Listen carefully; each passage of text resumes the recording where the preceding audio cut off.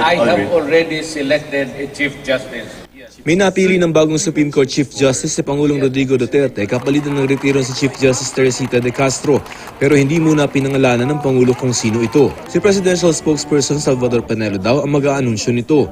5 ang pangalan nasa shortlist ng Judicial and Bar Council o JBC na pwedeng pamilian ng Pangulo. Ito ay sina Associate Justices Lucas Bersamin, Antonio Carpio, Gustavo Peralta, Estela Perlas Bernabe at Andres Reyes. Tinanong ang Pangulo kung seniority ang pangunahing dahilan ng pagpili niya sa susunod na Chief Justice.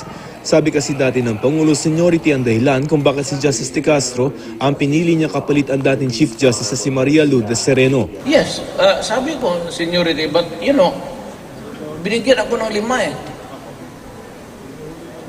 I got 5 names, yeah. So, I was made to choose.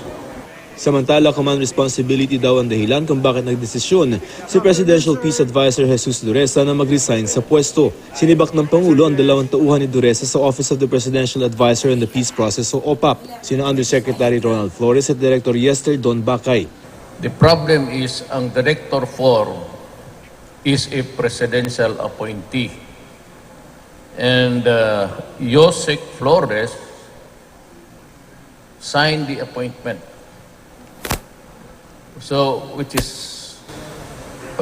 it's illegal. Sa isang statement, sinabi ni Secretary Dureza na inaako niyang responsibilidad sa korupsyon sa OPAP.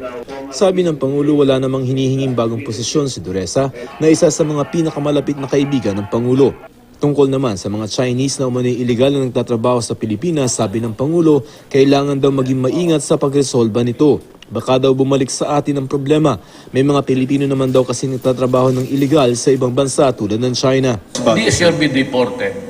But in the same manner, you should be careful. Because when you point to the Chinese, you're also pointing yourself at us. There are so many thousands of Filipinos working there who went inside China as tourists and working there. Nakaganon yan eh. Para sa Unang Balita, Joseph Morong reporting. Remember, it's not